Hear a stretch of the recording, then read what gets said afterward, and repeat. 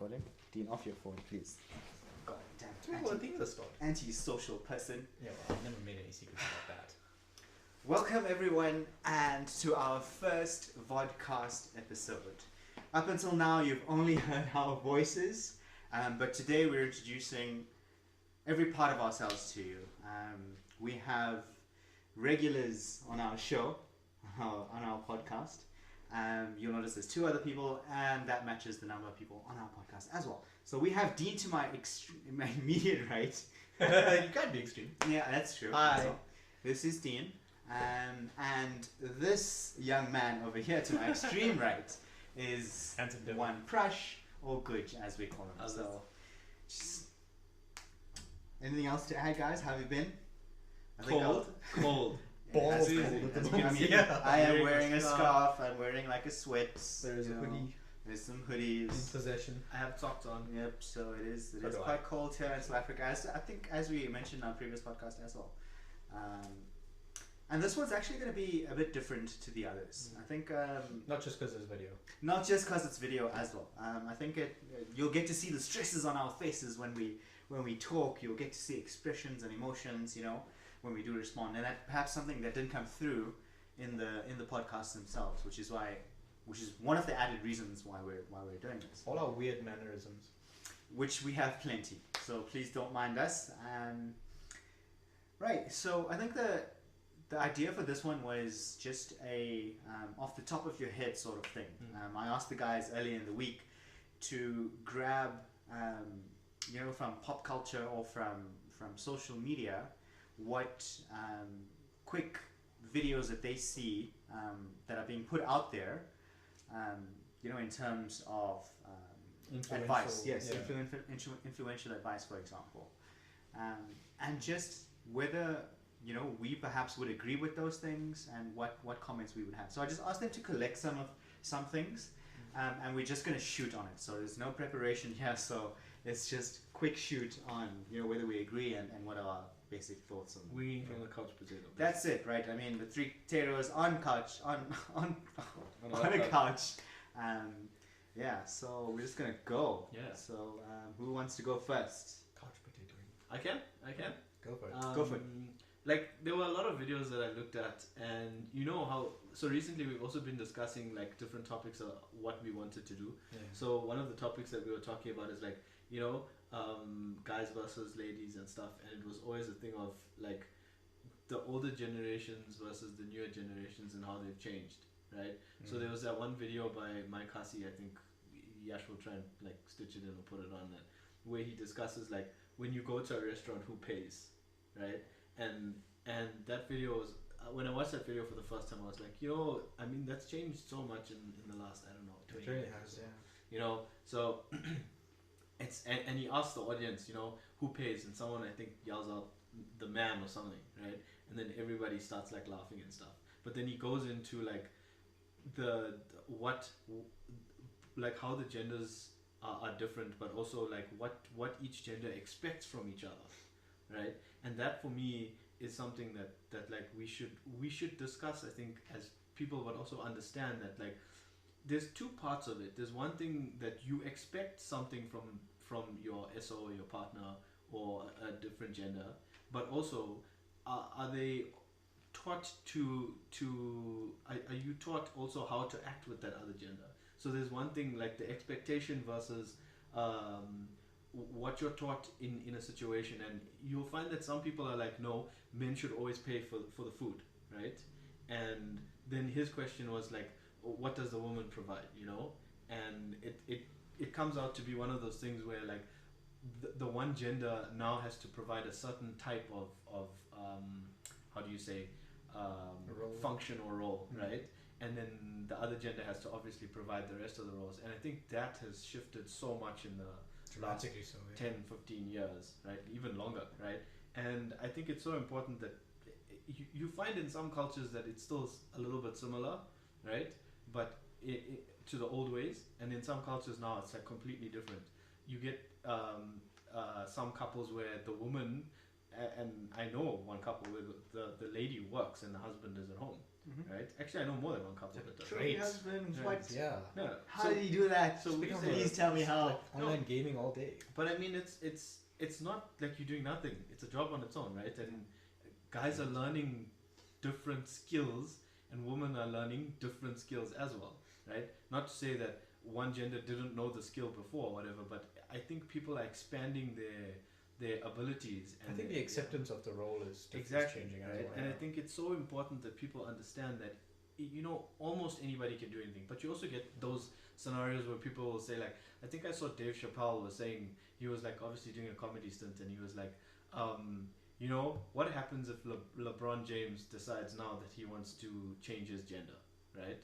Does he now still play in the NBA, or does he go to the WNBA and score like 180 points a game? The biggest girl ever. No, but you know what I'm saying, right? So there's obviously the different abilities that a male has over a female. There's now a whole host of different people that want to classify themselves as different gender Genders, types, yeah. gender roles, all of Yep. those things. But for me, at the end of the day, it's more of a thing where you as a person should always try to focus on your abilities, what you can do, what you can't do, right? But also when you're finding someone in a relationship, for example, find someone that you would like to compliment you, right? Not to say that you shouldn't be your own person and all of that stuff, but a relationship is also give and take, right? Yeah. So you want someone some people like it where the other person is exactly the same as they are. Some people like it where the other person is not nearly close to them, but they complement each other, Yeah. right? And I think it's so important that people understand that it's not about what they can't do for me. It's about what can I bring to this, right? And that was something that I wanted to discuss, like between us, because I've also seen you get this thing of everybody's like, what can this person do for me, right? And I'm trying to bring it it's back the to wrong the approach. initial. What can this person do for me? But I'm learning over and over that it's not about what this person brings to me. It's how much I can give to this person of myself, and see how that person grows, right? With what I can give. And that I think is something that's so important for people to understand in things like relationships and stuff. It's interesting that you talk about what you can give the other person, because for me it's not about what the other person brings into my life or what I bring into hers. It's what we both bring into this new entity called a relationship. Okay. And that's kind of how I approach it, because you also want each other to have your own separate spaces and your own separate things and have your own separate points of view. And I think that's when relationships are arguably most interesting, is when you have different points of view on stuff and you actually get to converse in a mature way about that. But I like the thinking though. It's the same thinking in the sense that you shouldn't be thinking, what is this person bringing to me? Because they're not an acquisition. Yeah, It's you're creating something new. for sure. So it's important to obviously communicate that up front as well. Yeah. It's like you're saying. It's not. There's no gender specific roles. Yeah. It is like you're saying. What are my capabilities? What are my strengths? And what can I do for the other person as well? It's not. It's at some point. Sometimes relationships get transactional. Like people will keep accounts. Like seriously, like I've seen relationships where people keep accounts. Like it's really, and I don't mean financial accounts. I mean, okay, did what? this person, yes, exactly that. Like this person did this. Okay, then I'm gonna do something as well. Yeah. But oh shoot, this person missed this step. Oh, Yeah. then I'm not gonna do something as well. Yeah. Like you'll see transactional relationships happen after a lengthy period of time. But so I totally agree that there shouldn't be like gender specific roles. It shouldn't be transactional in that sense. Like you do something, I do something, those sort of thing. They don't have to do something. It should be give fully without expectation of anything in return. Yeah. Because like Dean says as well, when you with the person, you're entering into a relationship, It's and a new thing. Yeah. what are both of you bringing, rather than okay, let the man bring Exactly. X, Y, Z, or let the woman bring X, Y, Z, and then only I'll bring my stuff in as well. You know, it can't be a measure of bring. Yeah, and there then- shouldn't be a ledger. Exactly. it shouldn't be that. Yeah. But it has become that. It sort of has become that way as well. I think it's look. I think it's a way of people measuring. it's also a thing of like, we're not really taught how to be in a relationship. No. So when you just enter, wing it. yeah, right. So when from you the when you get-go. enter a relationship, it's like this person did something for me. I feel I must do something, right? Or I must provide something. But I think over time, I've also learned that it's not about how much you bring compared to them. It's about what you have in you to give to that person. And you get some relationships where one person is like very giving, and one person has to like me for myself. It took me so long to realize that I have so much to give, right, Mhm. as myself, right. But if I try to measure what I can give to the other person, then it just becomes this thing of I'm holding myself back in the relationship, Correct. right. Yeah. And as you say, it's Some invisible measure yeah, that it's a that's there, together and you thing, just- right? So if you look at it like that as one sphere, for example, right? Just at some points in the relationship, you will give more than the other person, and then in other points, the other person will naturally give more. I think I Right. remember in our relationship podcast we talked about this, right? There'll be days and times where unfortunately like you're facing a low energy day, for example, and you can't give you just don't have the energy Exactly. to give your 100%. Exactly. And when you're in a relationship, it's about Mm. making sure that everyone steps up to fill in certain gaps at certain times. It's not all the time. Like we also mentioned that relationship podcast that it's 100% all the time, not 50%. You have to give fully. But it's something that people need to kind of understand and break the traditional Stereotypes, norms, right? yeah. Traditional stereotypes. Yeah. So it's like who pays for dinner. Like nowadays, women will get angry at you if you like offer to pay the entire bill. Like you either split the bill, or it's okay, you get the next one sort of thing, right? Yeah. It's also Yeah, so you get the next now one. I've also experienced recently when I was opening a door for someone, I was like, "What are you doing?" That sort of thing, right? I can open the door for myself, Yeah. right? So and that in the past is like being gentleman-like. Like there's that always saying that guys need to be that whole gentleman sort of thing. But there's that perception as well that you had to be a gentleman because the woman was a weaker sex sort of thing. But I mean, that's archaic. Times change, things change. We have to move forward from that. Speaking about that, I wanted to ask you, when you experienced that, right? And I know you well enough, right? Like we both know him well enough. He didn't hold the door open because he was a male and she was a female, for example, right? He opened the door because he could see someone else was coming to the door, right? Whether it was It's courtesy, yeah, actually. Yeah. we know Which him is well still a enough, gentleman right? trait. But I mean, like, what did that person say? Were they like, no, I can do this myself? Seriously? I don't know how I'd react. I've never had that. So I don't know how I'd react to it. No, the reason why I ask is because I think I sent you one this morning or something, or yesterday night or something that was, this guy basically said, I don't understand what women want anymore. He's like, first you want me to open the door for you, right?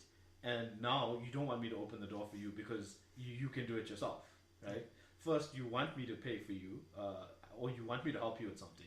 Now you tell me, you don't want me to do that because you can do it yourself. Yeah. He's like, guys are not like that. We just do stuff because we know we can do it, right? And we know it'll help the other person, right? Well, from the people that we know, right? I don't know about all guys, but I'm not generalizing. But I mean, like the guys we know will be like, okay, I can help somebody. I'm gonna do this, right? But I think it's getting to a thing now where guys are just so confused. Well, I mean, Like, what do I do? It's exactly that, right? In any situation now, you're gonna be double checking in your mind. Do I do it? Do I not do it? Yeah. Do I do it? Do I not do it? Yeah. And it's just No, do it regardless. If I get shouted at, it's fine. yeah. And so how No, but I you see, deal with that some of impacts those. you emotionally. I'm actually, if I open a door and a lady wants to shout at me, I'm like, okay, carry on, and it's not gonna bother me. I'm still gonna open doors. That's just how it is. It's No, just that's you how were you raised are. that is. That's how That's you are, what right? you're gonna do. Yeah, I do understand what you mean by you think about, is this the right thing that I should be doing? And when someone gets into that stage, the first thing I would say is, listen, do what naturally comes to you. Yes, Yeah, I was about to say that. exactly. Yeah. It's like don't break your. Yeah. There are more people also appreciative of help than there are people that want to just do stuff themselves. Yeah. So just Yeah, because by default be yeah. helpful, and if someone doesn't want the help, they'll tell you. if you start double thinking everything you do as a guy in a relationship, it will make your life so much harder, right? We're simple creatures, man. Yeah. No, we are, and perhaps sometimes, like we've all mentioned as well in the past of cars, like things have always been drilled in. Yeah. And it's like millions of years of evolution plus drilling in and things that we see on TV and the weight of social expectations. everywhere. Yes, exactly. So it's just we don't mean any harm by it or anything like that. It's just something we do. And sometimes it really is, not sometimes, most of the time it genuinely is very sincere. Yeah. Like, I'm not opening the door because I want your phone number. I just want you to walk through the door and then I'm going to go as well. It's like, It'll be nice. Yeah, not always. Like, sometimes I just like to be left alone, eh? Okay. Yeah. That's a good one to start with. Yeah. Dean? The one I wanted to talk about was Simon Sinek. So this has gone off the relationship topic now, Yeah. but it was around the role of leadership, and he talked about leaders are not responsible for results; they're responsible for people, who are responsible for people who are responsible for people who are responsible for the results. And a leader's job is actually to facilitate people doing the best that they can. Not the leader shouldn't be focused on getting results; he should be focused on his people. Mohammed, how do you guys feel about that? So, I mean, from my perspective, right, in the business environment or the development environment, we have servant leadership sort of thing, where and anyone who's from an agile perspective will understand servant leadership. That's what we employ. We make sure that the team have what's necessary for them to accomplish their tasks.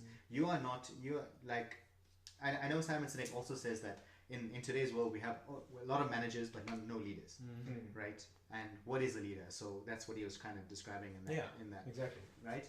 You are serving your employees basically, and that's the model of servant leadership. You enable them with everything that they need in order to complete their tasks and do what they need to do in that type of model. So that's part of what agile principles and what we state in that sort of environment. But it's also, you don't see it as often now as well. Like it's stated, for example, in project management principles, it's stated everywhere. But unfortunately, people kind of just gravitate to the old ways of doing management, old ways of dealing with people.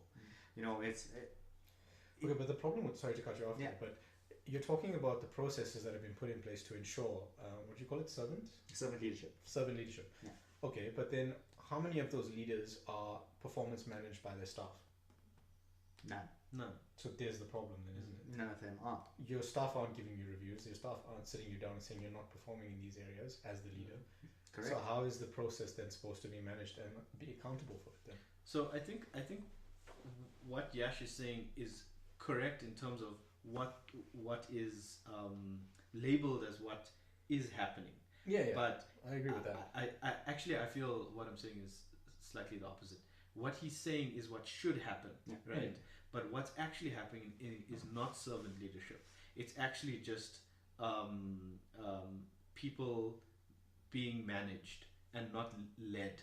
Yes. And that's the problem, right? It's like you're saying, right? A manager should require 360 evaluation. Yeah. Both from his seniors, or his or her seniors, sorry, or from their juniors and their peers. I mean, right? it's there in all the manifestos. Whether it's practice or not. If you look at any management thing, there's multiple management strategies, right? Yeah. But like you say, if you, and this is not only in the working environment, it's in every environment, right? A good leader will provide for a good environment for the people that they have around them, right? And like you say, and I think you're 100% right, every manager / leader / person should be evaluated by the people they are managing / responsible leading. for. Yes, exactly. Yeah, I mean, 100%. Your employees don't have the option to essentially performance manage their leaders. They can't say to them, you're not delivering. They can hold grievances, and that's a whole huge HR process, but it's not easy. It's also not like... It's not a simple process, it's not an effective process, because then you're essentially damaging relationships. Your staff should say to you, these are your deliverables, and if you don't meet them, you need to either pick up or we're going to fire you. Yeah. But it doesn't work that way because the leader's got all the power. Yeah. because managers have the power, not leaders, because remember it's using them as a proxy in this case when you're discussing the role of leadership. But everything is just driven by output now. Nothing's driven by, are we actually doing one? Firstly, people don't even ask the right question. Are we actually doing the right thing, right? In whatever we're doing, right? Say for example, you're completing a task. You've been given a specific target to hit, or KPI or whatever, right? But are people actually like hitting that target correctly, or are they just doing whatever they can to get there, right? And that for me is like, there's a lot of short-term thinking. It's like you kind of just burn whatever you can to hit the target, and then whatever state you're in after that doesn't really matter. Exactly. And that's a big problem. And if you're a good leader, right, you will know how the entire process should look like, and not maybe the exact solution, but more or less the target, right? And then you watch how it's developing. And if some person, for example, is working 20-hour days to get there, automatically an alarm bell should ring to say, listen, something is not right in this process. Maybe there's too little time. Maybe there's too much work. Maybe the person themselves can't cope. And not enough resources. And I mean, in that model as well, like you're saying, you can recognize whether there's too much work, there's overworkedness and things like that for employees. But you at a point you'll see, okay, I need to balance this now. If you're a great leader, okay, I'm not serving my guys or gals or non-binary person well enough. I'm not enabling them to do the job in that specific time that they're doing it, but now they're taking this much time, so I need to change something to help them. But that's the mindset that you need to come with. I need to help them, and I need to enable them. I need to foster their betterment, and then they'll get the tasks done. I'll trust that they can get the tasks done if I help them in those areas. And that's the model that we all would love. But unfortunately, sometimes corporate environments don't actually head towards that. Well, look, speaking to the same topic, I don't know if you saw that shot by Gary Vee, right? He's like, if you're a manager at your company or a leader at your company, you like, I can't remember the exact words that were said, but he's like, if you think that you manage the people and you're supposed to tell them everything and what they're supposed to do, he's like, you'll never ever and he goes on for like ever, right? Never get to what you need to get to, right? It's because you're there to provide for them to complete the work. Correct. And even, I think someone else also said this, I can't remember who, but he was like, I don't have to be the best person in the room. I'm the leader, right? I don't have to even know the answer, right? All I have to do is employ the right people to get to the answer and give them exactly what they need to get there. That's right? it. And I think, that leadership mentality is what you want as, like, personally for me, if I had that leadership mentality, I'd be like, you know what, I love working for this So the reasons why, I mean, what do you think the reasons then why is we don't see that more often? That enablement, that better communication, or that better things. So like you mentioned outputs as one. Bottom lines always affect everyone, right? And timelines and deliverance of those. Because people's salaries are being paid by everyone and clients, things like that. So the outputs and costs. I think one, but what do you think are the others? What do you think? I think for me, it's also understanding your role as a leader. Understanding your role. When I say leader, we're talking about leader / manager / whoever is we want that ideal position to be a leader, not, we'll just not that person must understand their role, and I think that's where it's gotten lost over the years. Like, people look at, like, for example, the lower technical people as like peons. The peon, right? But that's not the case. I mean, those are the guys that are willing to get their hands dirty, right? You should be providing for them, and if you don't understand your role, right? And that's such a key thing. If you don't understand what it is that you are meant to be doing and supposed to be doing, right? That's where it all falls apart. Because you can have someone that's brilliant, right? But if they're incorrectly managed, right? And incorrectly led, right? Well, it's like driving a F1 car, but you're doing it with one hand. Okay. I mean, it's not going to work, right? So I think for me, you need to understand your role in the process, and when you do that, it will open up doors for you to use. Remember that the people that you have under you are the tools that you have, and you're not using them correctly. It's like using a jackhammer to knock in a nail. Not gonna work, right?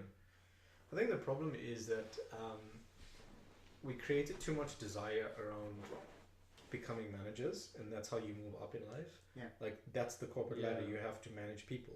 Whereas the people then looked at that and went, well, if this is the only route to progression, then whether I'm a good manager or not doesn't really matter. Yeah. As long as I get results, I'll move up that ladder. Yeah. Whereas you should be asking the question, you should be asking the question, is leadership for you or not? And you should make every other position also valuable in that you don't necessarily have to go from being a technician to a leader. If you can just be the best technician in the world, rather than just going, okay, I have to give up what I'm really good at to go and financially progress on something I'm not geared towards doing. And what you'll see as well is that when there's successions, like they'll fill positions internally or whatever. People are not groomed for that particular role. They're not. Like there's nothing in place. Like I've been in corporate for a long time. Prash as well, you as well, dude. There's no grooming for a particular person to get from one stage to the other. Correct. But also, if there is grooming, you're grooming them to be the managers with the old thinking. Like you're not grooming them to be leaders, you're grooming them to be managers. So even if you do have a structure in place, you're still diverting toward that old way of thinking, that old way of doing things. So one, like you're also in a no-win situation here. Yes, you can be an expert in your particular role, and then they'll push you up. But then, no one taught you how to be a manager or a leader. Then if they did, then they're teaching you kind of archaic principles. So it's difficult. Because like you say, you're essentially creating a skill gap, right? And management itself or leadership is a skill, right? Some people have it, some people don't, and I think that's a very good point that you raised. If you don't have it, then you play to your strengths, right? If you want to go into those roles, and this is where grooming comes into place. Even if, say for example, you get put in a role, like tomorrow you get put in a role, right? And you automatically recognize that you're not ready for this, right? Some people just wing it, right? And then they see how it goes. Okay, but there's not being ready and then there's not being right. Right. Look, I get that as well, right? You may not be right for a position, but no one says you can't learn to do it well enough. Yeah, but if you're not innately geared to that, if your personality is just wildly different, then you can learn to do it, but you're always going to be operating at a deficit. Look, but that's where your management of yourself comes into play. Because say for example you get put in a role, right? And you automatically recognize that this is just, it's going to take me 20 hours to do what a normal person in this role should take 1 hour to do, right? All of a sudden you realize that this is not something that I'm geared to do. Then you need to be honest with yourself. Yes. 100%. Right, and say, listen, it's beneficial for me to be, as you say, financially paid this much or get the perks that I get or whatever it is. But you need to be honest with yourself to say, am I actually making an impact, right? And what's the cost of actually earning that money? Correct, and exactly 100%. But the problem is that people don't think that way. People don't think because we get taught that it's important to climb the ladder. It's important to be seen high up in an organization. It's important to have a title. Exactly. Yes, that's it. Like the title is the most important thing. Like what you're actually doing for the organization doesn't matter as long as you can hold on to your title. And people don't think like that. People honestly don't think like that. They're like, listen, I'm getting paid this much, right? If my subordinates don't do this well enough or whatever, that doesn't look bad on me. I mean, like, I don't think it looks bad on me. But at the end of the day, I mean, at some point, even it's going to drain you at some point. So that's the cost. It's going to have an impact. That cost is going to impact you. I mean, you could be fairly uncaring, right? You could be extremely uncaring. But at some point, it's going to have an impact on you. Because everything that they do incorrectly, right, is going to come back to you, right? And that's where you have to be honest with yourself. Lots more social implications though, because I mean, you get this job as a manager, you absolutely hate it, you hate your staff, but you do it because it pays. And then you go home and you take that energy home. Yeah, look, I mean, it has onto your family. You're right, 100%.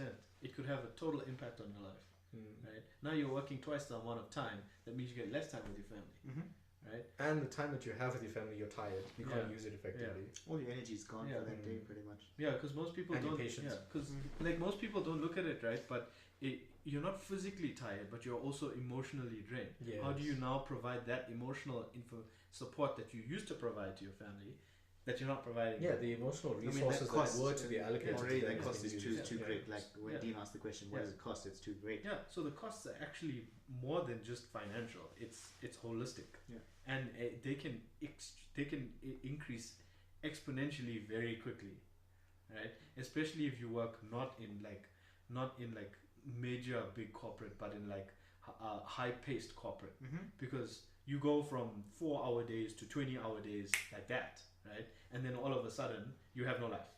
Right? 6 months goes by and you're like, yo, I've been working every day. I work Saturdays and Sundays.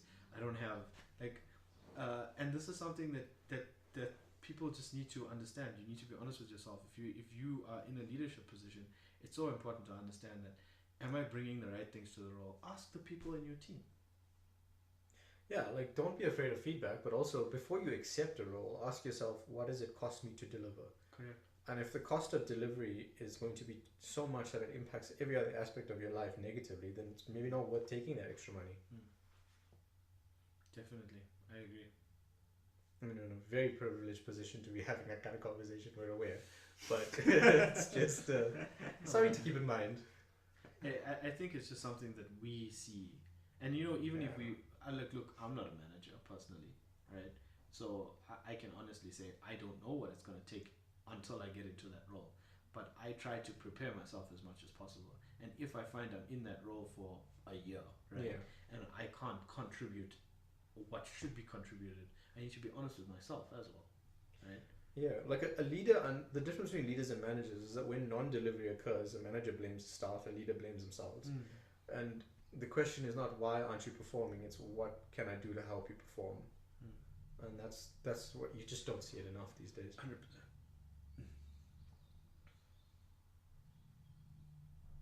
Cool. Next one. So, the one that I kind of want to discuss was it's I guess a Socrates principle, right? Greek philosopher. Great philosopher. Great philosopher. Yes, not a Greek philosopher, a great philosopher. Greek times, and I think it's applicable in our day-to-day lives now. And it's a common principle, I guess, that discerns, for example, that deals with gossip, for example. Like everyone in day-to-day lives gossips. You talk at work, you talk at home, you talk about other people, things like that. And the principle just is very quickly 3 things, right?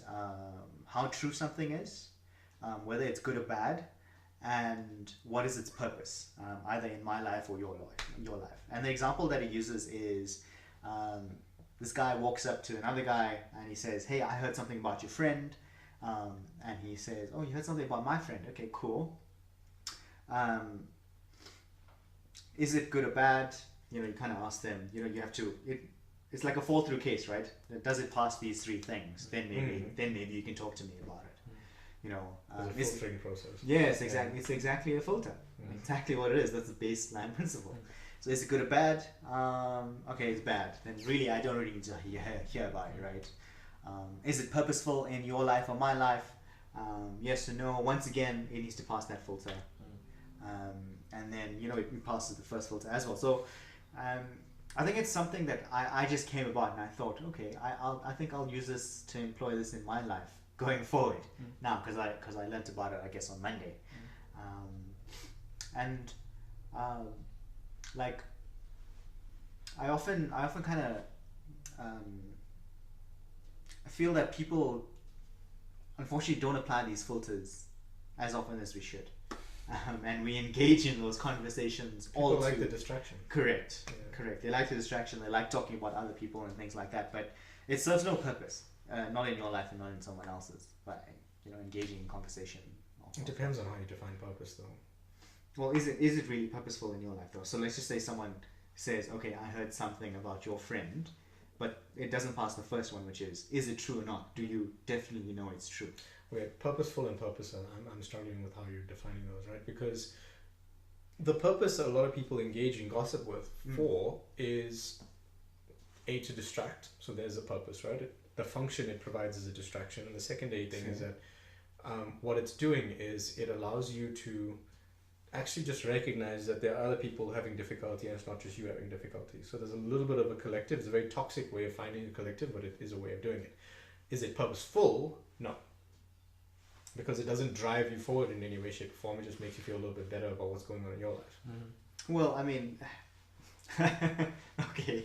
I can add another purpose to that. Go for it. Sorry. Yeah, no, I'll So, imagine now you met somebody that came and told you something that was gossip, right? And you knew the other person, and depending on the person that's coming to tell these things to you, right? It's a nice indicator of who you should have around you and who you shouldn't. Purpose. There we go. Well, that's a filtering true, thing. right? That's filtering people now. I mean, that's I like it. that's certainly true. But as I was going to say, I mean, when you were saying that I need to feel good about, certain portions of my life now that I've heard something about someone else. Feel less bad about it. Less bad. Yeah. I mean, why? Like, why is hearing something either good or bad about someone now making you feel better in your life? Because then, okay, not me specifically, right? But in terms of how people behave with this, when they find someone else is not doing well, and they go, okay, I'm not the only one struggling. Right. So then it's not me that's failing at life. It's just life is difficult, and other people are having difficulty. Well, so then in that sense, like a sense of camaraderie, right? In my own like struggle, I said, there's a toxic yes, going on there, but yes. Yes, that's right. I don't want to feel alone in this environment. But gossip, so it kind of stems from gossip and just general talking about other people. But if you don't want to feel alone in your life, or you don't want to feel like you're the only one that's struggling in your life, won't you want to just talk to other people then directly? You're assuming people behave in healthy methods. Yeah, okay, right. which we just discussed in our previous Right. podcast. They don't. You're Unfortunately. 100% right. And the thing is, there are a bunch of healthy coping mechanisms. So Yeah. if you are struggling in your life, then self-improvement is the logical way forward. Not looking for people that are struggling as well. Yeah. Right? So instead of looking for base level camaraderie and let's all just be happy in our misery together, you should be like, okay, well, I gotta sort my shit out and push forward. Right? That would be the healthy way of doing it. But people don't default to the healthy way because there's an easier way. Yes. Like self-development is hard. Gossip is easy. Yeah. So Very true. I see it on a few different levels, right? The first one I can think of when you brought the topic up was the word competition just comes into my mind. Oh, Instantly, yeah. Right? Jeez. We as people, right? I'm not saying everybody does this, but the bulk of people do this. Competition is something that drives people, right?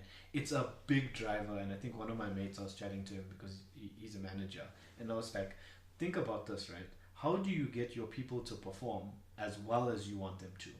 You create scenarios where there's competition, right? And you'll find that people that naturally don't compete, right, normally will start involving themselves in these things because they see other people doing better than them, right? And it's good and it's bad, right? If you use competition well and in the right way, you can get people to improve, right? It's very complex, right? But if you don't, then things can get very bad. People become backstabby and all that. But coming back to the point, right? What happens in people's minds is that this person said this thing about this person, or person A said something about person B, right? I know person B. How does person B compare to me on a scale? Because people think like that, right? People think automatically I am out of 10, I'm a 7, right? I'm not talking about looks. I'm not talking, right? You're a 12, right?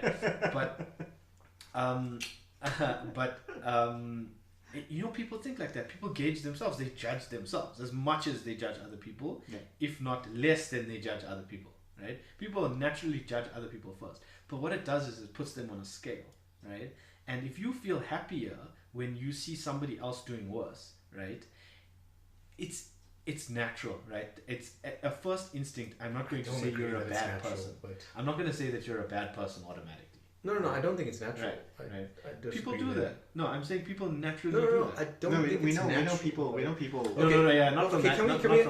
Can we address the whole idea of competition, right? Because competition has two people that I see two people within competition, maybe a third, right? There's people that are naturally competitive.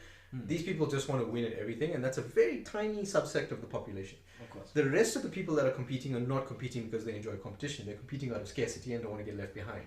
Sure. Right? That is a horrific management tactic, in my opinion, because it creates a very toxic environment. Sure. Like if I one day have a company and I find out one of my leaders is creating that kind of competition, that always out on the street like that, because what you're doing is you're putting other people in a scarcity state, and you don't get the best out of people when they're in a scarcity state in most cases, right? Because they're emotionally driven in that sense, and they're also competing out of fear, and that's not what you want. You want to enable your staff to be in a positive front foot mindset, not in a constant, oh, I'm falling behind, I need to work super hard, because then it's always going to be short-term gains. Okay. They're just going to do what they need to meet the next target, which is what we said is bad. Sure. Right? What you need to do is you need to look at your people and say, okay, are you actually going to thrive in a competitive environment? No. If it's actually going to make you toxic, or if you're just going to crumble, remove that person and say, okay, what do I actually need you to deliver? And then do what you need to make that person deliver. If there are a group of people that just love competing with each other, then give them that competitive space, because they love that. But for everybody else, don't put them in a scarcity mindset. But that is where a good manager comes in. He knows his people, right? He knows who will do well in a competitive environment and who won't. Yeah, fair enough. Right? True. So, as you as a manager, if you find that your leader is employing a competitive strategy across the board, then yes, I agree with you. But if you find that your leader says that these three people, they work so well together, but they work well in a competitive environment, but person D, for example, that person will flourish if you just give them the work, they do it well, you tell them they've done a good job, and they'll do it again and again and again. Right? Yeah. So it's about how you manage your people. But the reason why I brought up competition is because, and that example may have been very situated, but the reason why I brought it up is because that mindset is in everybody. Right? Is it? People naturally look. Remember, it's about setting context for yourself. Right? Where am I? People ask themselves, where am I in my life? Do what they? am I doing? Okay, that's fair, right? But the thing that I'm struggling with here is that I feel like we don't naturally ask ourselves that. We get told to ask ourselves that. Fair enough, right? I mean, we do. Right, the measure of yourself is versus all of society. That's Right. what you get built with. But that's the social environment, and his question is around why. What does that mean if I feel good, right? When I see somebody else doing bad, it's because of the social environment that we've been put in. It's so highly competitive in every environment. Do people feel good, or do they feel reassured? I would say some people feel good. Okay, some people who are really bad, like really bad, narcissists. yeah, terrible people. Yeah. Like they'll feel good about Yeah. themselves, or Yeah. they'll be like, oh, at least I'm not down where that person is, right? Exactly. They'll right? say something Right? like Yeah, that. but that statement of at least I'm not down, that's not saying I'm feeling good. That's saying I'm feeling safer. That's a Yeah, but it's reassurance- also- that's a if so- reassurance language. If someone felt warmth in their heart because somebody else is feeling bad, right? Because that's what you're aiming at there when we you go, say yeah. good, right? If someone says, Like if I have someone the warm and feels, fuzzies. yeah, if someone feels, oh my god, I was just waiting for this day, right? If someone feels like that, it's hell. like what's that person? I don't know. Look, maybe they just fell down and like grazed a knee, right? That's one thing. Maybe they actually got like broke their leg, right? If someone actually feels great about it, then That's questionable. That's questionable, right? But Like, I mean, who like, hurt Devil you? incarnate. Yeah. Movies, I right? mean, say for example, two people were competing for something, right? And one person got it, and the other person came along and said, "You know, that person got it, didn't get it, right?" And you feel good about it, right? Or you feel reassured, right? Yes. Then it's like, for me, it's definitely a thing of inside of you. You're not saying that person is doing. Yes, you're happy about that person like not getting what you wanted, right? It's also saying that I still have a possibility of getting that in your First. mind, right? Ahead of everyone. Yes, you want to put yourself ahead of everybody else, but that's natural, right? That for me, I think, is something that people feel internally. Okay, again, I'm struggling with the I term wanna- natural I wanna because give you a I feel little- like we get taught that, and we I wanna- learn that that's the way it's I want done. to give you a little example, right? And we've all done this, right? Remember when you were studying, Yeah. right? And you came and you're like, oh crap, there was homework. Shit, there was homework. Then you ask somebody else, did you do the homework, right? And they say no. They're like, okay, I'm not the only one. Yeah. You know, that's an example. Because Of the safety in like, numbers. that's what I mean by natural. You're all gonna get right? punished together. When I say natural, that's what I mean by natural, right? It's like, okay, I'm not the only one. Yeah, that's why I'm saying like there's a safety in numbers there. That's Yes, reassurance. That's what I'm aiming Right. at. Yeah. Okay. So now, I guess that's the old way, right? Yeah. And knowing what we know now and knowing how we've progressed over time. I don't feel it's the old way, but okay. Yeah. Yeah. Oh, okay. Cool. Like I don't think that I'm that way now. I don't think, at least. or like if I look at my life right now, I mean, we always say, follow your own path, follow your own road, blah blah blah. Compare Right? yourself to yourself. Everyone has heard that, so stay in your lane, whatever. Everyone has that saying many times. But whether people practice it or not is another story, right? Yeah. It's not easy. No, I wouldn't say it's easy. I mean, even I try not to. Well, I tried to. Sorry, excuse me. Only have me in my scale, whatever this thing, because ultimately, it's only you who has had the opportunities that you have had. It's only you who's grown up with what you've grown up with, with your past, your background, whatever. And it is only you that is living your life. Only you that's living your life. But unfortunately, people don't kind of see it that way. They're like, okay, that person is sort of similar to me, so I need to be either on that same plane or mildly ahead or whatever, right? That's speaking to perhaps your competitive nature as well. Yeah, sure. Competitive thing as well. But what's on your path is on your path for you. I mean, we kind of believe certain things. But yeah, that's, I guess that's where I was going with it. It's not like you have to compete with anyone. You have to feel bad when someone's down, or actually feel good when someone's down and feel bad when someone's ahead. Sorry, I got mixed up there. You should feel bad when someone is down, but yes. Well, yeah, of course. Like, the empath. Depends on how much empathy you have. Yes, sure, right. But life's not a competition. No matter how many times we hear it, it needs to sink in. It's never a competition. It's not about talking bad about someone, gossip, and all that stuff. Speaking to purposeful, it has no purpose to move you forward. Exactly. There's no progression. There's no progression for you to move forward in your life. Like if you're saying that, okay, if you're a competitive person and someone comes to gossip about someone else and tell, okay, this person just got a new car, it's not helping you get forward in life. What's going to help you get forward is you actually putting in the work and effort and moving yourself forward to say, okay, I'm going to get that next or whatever. Not entertaining discussions about people and situations and things like that. Yeah. The only purpose that I can see that it could be beneficial, not even beneficial, is context. So if someone comes and tells you something about somebody else, right? But if you're viewing your life through your eyes, right, and you do what you do, right, as you say now, it gives you context in terms of where you are and where you feel you want to be and where you feel you want to go, right? It reminds you of what not to be. Because remember, sometimes it's like, look, I'm good by myself. I'm on this path, blah blah blah blah blah. Right? Great, but you also need to understand where you are in the grand scheme of things. So there's that saying by. But that's just it's such a. No, I get you, right. You always want a yard scale, for example, right? There's that saying by. Yes, exactly. That's exactly it. Yeah. Anthony Robbins, he says success leaves clues, right? Like your idol, who you're going to idolize in your life, and a person you look up to, you're going to measure your life according to them, perhaps. And I guess people do that. And maybe at this stage of their life, they had X, Y, and Z. But once again, they also had different opportunities to the opportunities you've had and things like that. It's just you just need to be cognizant that. We you develop differently. Yes, exactly. Everyone has different circumstances. Everyone has different environments they're in and placed in and things like that.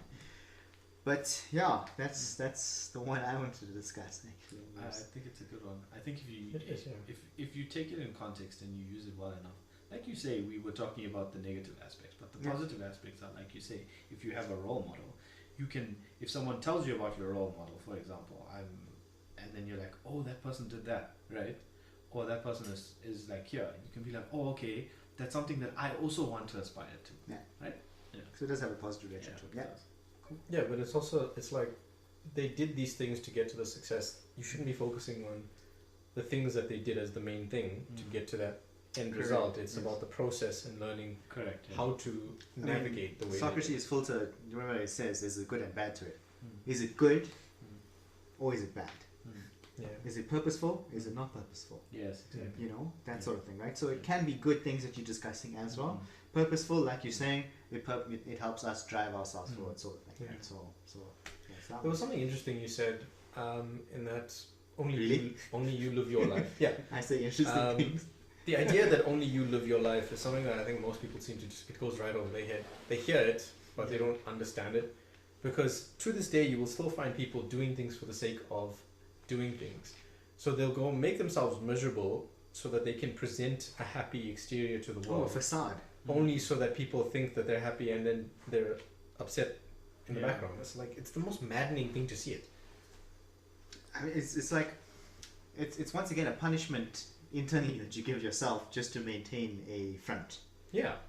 On a consistent basis, and day in, day out, you're betraying yourself. I always say. Yeah, it's like, why spend so much time and energy making people think you're happy, and you make yourself unhappy in that process only to be unhappy afterwards? It's like, so many people. Dear God.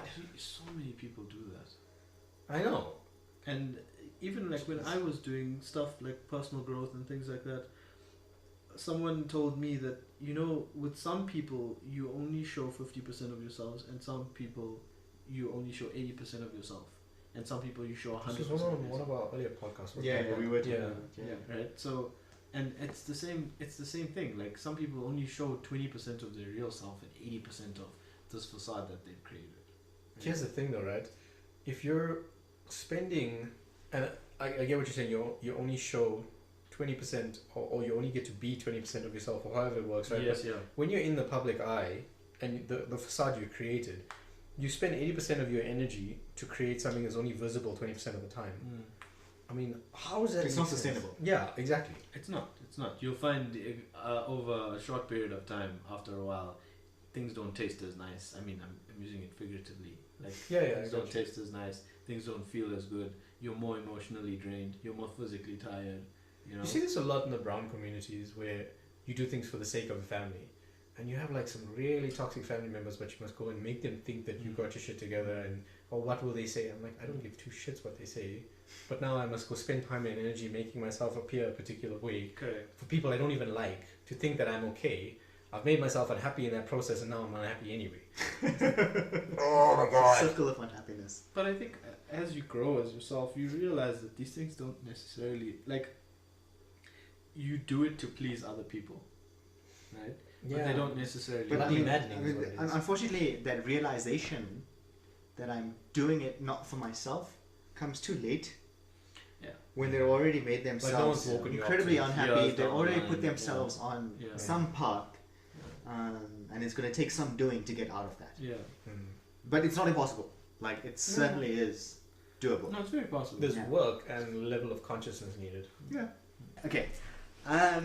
So the other one that I kind of wanted to discuss was the idea of chivalry, I guess. I mean, that's what it kind of touches on right now, and just the idea of also who approaches who first in like a relationship scenario and things like that. So Michael Hussey has this saying, right, about women kind of dropping the handkerchief, and it's something, I guess, which stems from older days. So if a woman fancied a guy, for example, she'd walk past him, drop a handkerchief, and he, being the gentleman that he was, picks it up and hands it to her, saying, "Hey, I think you dropped this," and then she replies, "Did I?" It. Yeah, exactly. You did that a bit too well. I've watched many old movies. That is what it is. Good excuse. And so the idea is she presents it with an opportunity. 100% that's that, what it right? is, yeah. And that's exactly what it is. And nowadays, though, it's Girls don't carry hankies. Well, yeah. Carry handbags. Oh, I'm gonna drop my handbag. Yeah, but South Africa, you get caught for theft. no, you don't. Randomly pick up that. You drop your handbag and it's gone. It's not coming back. Yeah, that's true. I mean, the idea basically is now that it's perhaps a bit more difficult for guys as well, and they're just not recognizing what is The it, cues. opportunities. Yes, the opportunities or the cues. Yeah. So, Well, what like, are the women have cues? to be a bit more direct or a bit.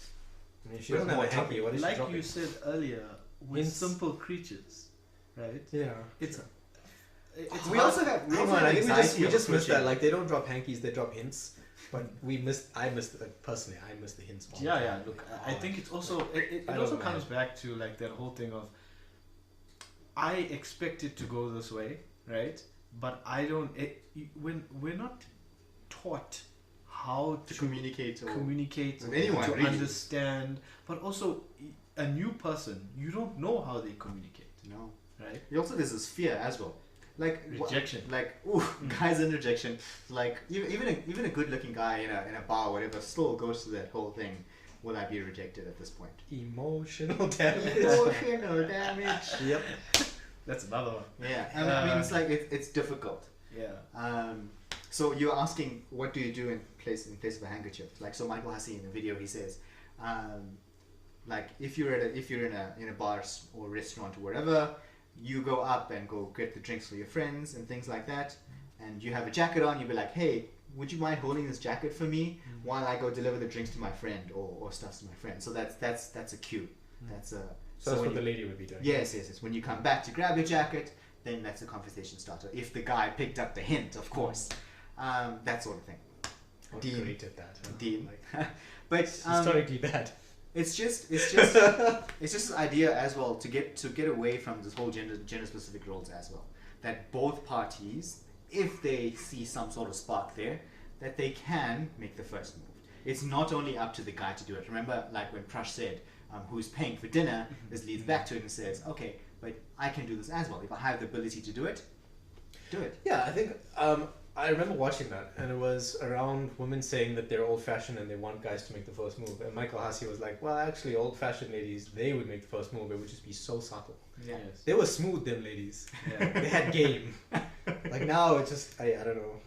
Game gone out the window. Yeah, man. But it's like it's up to dude to have it. You see, there's that whole. It confuses me so much because, people confuse me, not the concepts, but Yeah, getting into that. people confuse me because you want a guy to be like forward, right? You want him to come to you. You want him to drive the chase situation, right?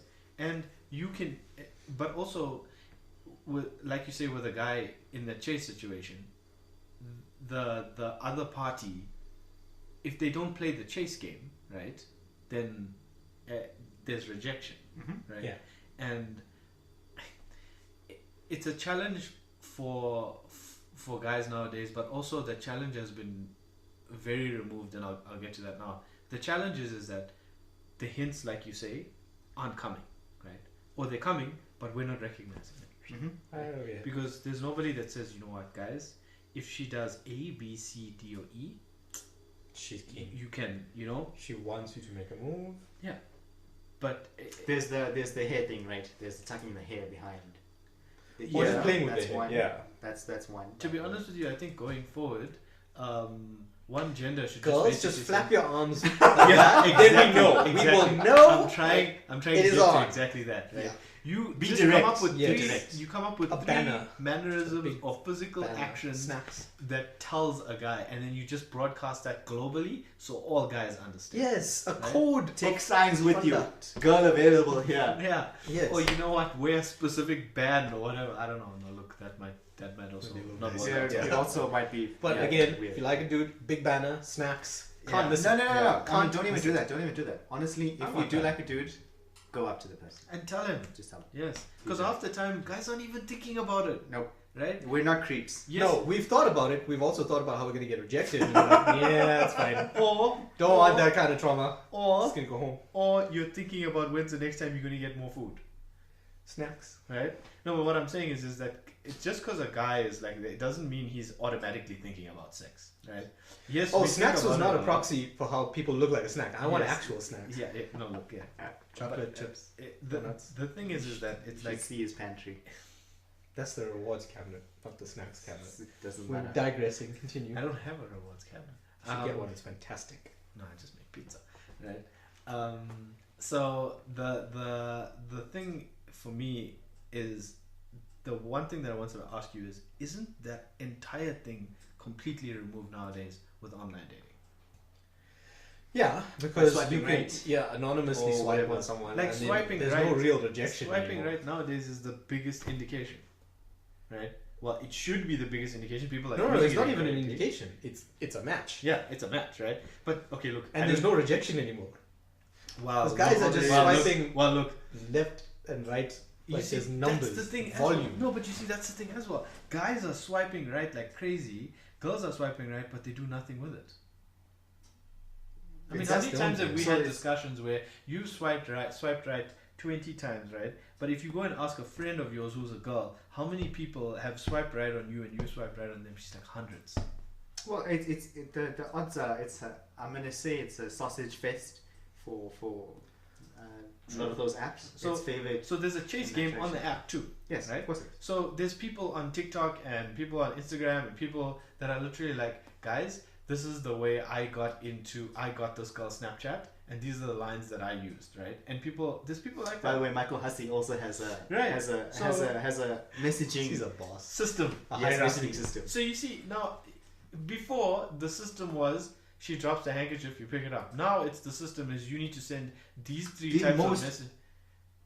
Like what is the line? What is the word I'm missing more? Catchy. The most catchy line. Yeah. Otherwise, you're out. Yeah. This is like advertising. You know? This is marketing automation. Yeah. Yes. No, Your but first 3 emails, you drip feed communication. No, then but- there's a call to action. What the fuck? no, but Sorry. how has that changed from what it was before? Other than the fact that you're now bringing the people to you on your phone. Nothing's changed. Nothing's changed. Right. Everything's still there. Like you're saying, rejection is still there. Right. The chase and The the scale attempt of the rejection is much lower though. you know, but also like the anxiety, like for example, if you have social anxieties, if you have communication issues, that sort of thing is removed, which I think perhaps people identify with most, right? So let's just say, picture it this way: if if a woman you are in a woman or guy that you like, you see them with a group of friends, you're not going to go up and approach them. Why? Because there's one The that herd fear is that scary. social yes, exactly, right? But if you swipe right, they're in that same group. You see that same person, you're gonna swipe right. That's removed now. You know. Yes, because no one's watching you crash and burn. You're crashing and burning in the comfort of your own home. But one of the things that I prefer about just direct communication is communication. Yeah, like we Is like seeing a facial relationship is about expressions building and- communication yeah. in the end anyway. There's no and for tone me, in text. yeah, exactly. You can be tone deaf on a phone, for example. Oh yeah, a lot of people are. I try to employ empathy on texting, but it's not easy. Game is hard, dude. That's very complicated. No, it isn't. It's not easy. But I mean, like Depends saying, on like how that, observant you are, really. that game is entirely changed now. Context of the person you're talking to. Of course. No, that game has changed for sure. I still think there is room or where you can actually have in that social situation go up to each other. Whoever does it, it doesn't matter.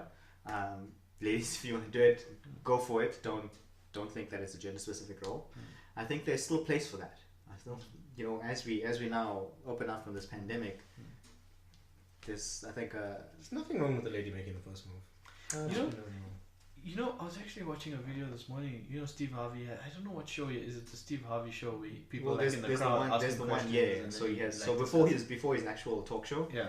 he just lets people talk. Right, so that show, some guy went on there and he's like, I go to the store every day to like get lunch or whatever, and there's this girl there, right?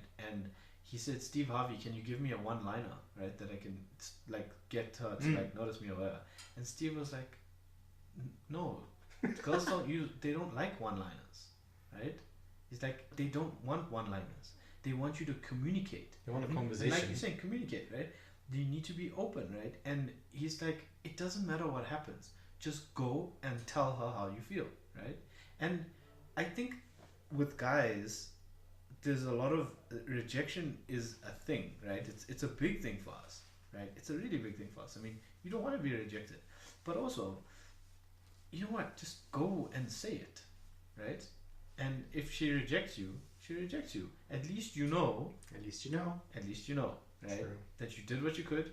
I'm not saying go up to every girl and tell them that you like them. I mean, pick one, right? And start there, right? And have a good reason. Not just because she looks, you can start with she looks great and then find out what she's like, right? But don't just go to like 10 girls in a row and be like, Play the numbers game. if you're okay with getting You're gonna rejected. strike out 10 times, perhaps. No, who but knows? if you're okay with getting rejected like that, you know what? 1 out of 10, right? It's a numbers game. Man. Yeah, for sure. That's a different kind of strength, though. But go get rejected by 9 people. Yo. But 100%, if it comes down to communication, and if you are open with communicating, then, and when I say this, I'm not only talking about guys.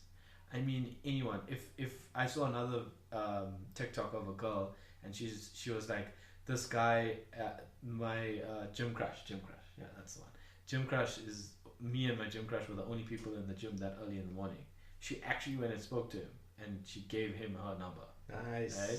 What a win. No, but I mean, like, I think that's the environment we live in now, and we can actually do that. That should be normalized. Should be encouraged. Yeah. Yes.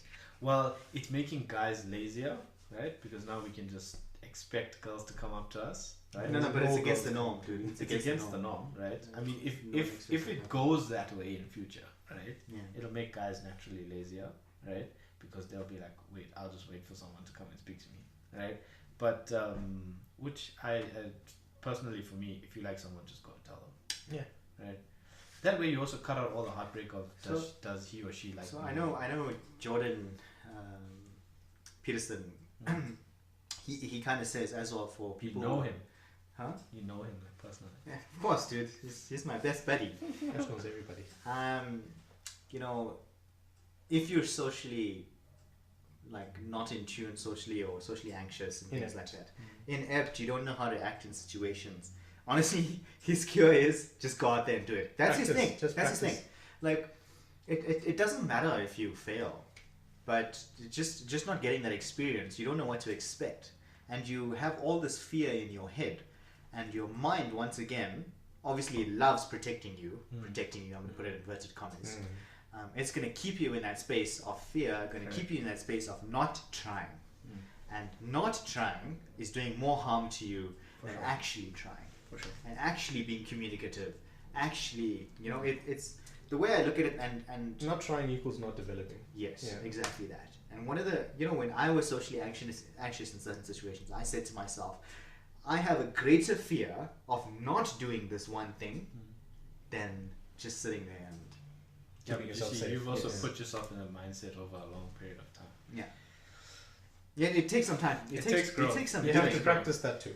Yes. It's like you have to suck yourself up for it. Like, I'm going to do this now because the pain and the fear of not doing it is worse to me. It's absolutely worse to me. And that's what I kind of said to think myself. people should think that way. Yeah, I agree. You'll do more. Also, for me, you know what? If you don't tell that person, it just makes it worse because now you sit and think about you actually like that person. Yeah. And now I'm not getting the chance. Yep. Right? And just go and tell them. I mean, if you lose and you get rejected, at least you save yourself some time in the future. I think people have built rejection up to be too big, too much from what it really is. Look at it this way, right? You're not getting rejected, right, by that person. You're freeing yourself up for other things. Yes. Right? I like that. If you reframe it that way, right? Like, it's not only that. Say, for example, I go for an interview and I don't get the job, right? I can just go. I'm opening myself up to a different one, right? So like you always say, when one door closes, hundreds of other opening, right? And like, I would say look at it that way, because then you make your life more pleasant. Yeah, I mean, I'll give you another way to look at it, is that rejection is based on preference, right? Someone didn't want you because you know what they want, you know what they want. But if someone's looking for a painter and you're a plumber, and they go, well, I need a painter, you're a plumber, you can't work on this. The plumber doesn't feel bad about it. It's just, that's not my skill set. It's fine. Go find someone who needs a plumber. Same with you. If you're not what someone's looking for, it's not the end of the world. You're just not what they're interested in. Go find someone who is interested in what you want. Agreed. But also, I also think that, you know, when the inevitability happens and someone does give you their number or someone does like you, see them out first. See what it's like. Don't just because it got accepted, go along with it forever. Yes. Right? And I think that's another important thing to do. Even with girls. If you like a guy, you give him your number and he turns out to be a douchebag, walk away.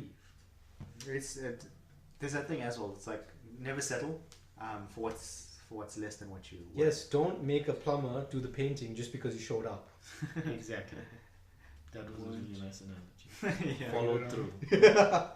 That's cool. Yeah. Okay. Well, I guess we're done with our first podcast. Hey, Imagine that. I mean, it wasn't so bad as I thought it was going to be. We did have a technical glitch, unfortunately. We did have a technical glitch, unfortunately. You notice how he's just glossing over We'll the try and put some nice videos. We will put like Cat videos. something in there, you Yeah. know, just like cats flying around. But I think it was only for a few minutes when the camera died, unfortunately. I'd rather post the content than not post it. Yes, exactly. Yeah, I mean, There it is. like in the voice. So we're gonna have the way this is gonna work is we're gonna put this up on the video channel, but we'll still have our podcast channel on the listening platforms, Yeah, as with the well, audio. which is just the audio anyway. Yeah. So Yeah. So Yeah. once again, thank you so much for listening in and watching. This To the is 5 us people three. that tune in every week. Thank Yeah, you. thank you so much. Now you can see what we look like. Now you can see what we look like. We're not all trolls. Or potatoes. All potatoes. But yeah, this has been fun, and it's probably going to Yeah. be even more fun going forward. Yeah, I Might kind make of it a fixture. Yeah. Yeah, it is going to be a permanent fixture going forward. We're going to be doing video a lot. Yes. So thanks once again, everyone, and wishing you an extraordinarily powerful week and a powerful day. Thank you so much, and goodbye. Cheers. Bye.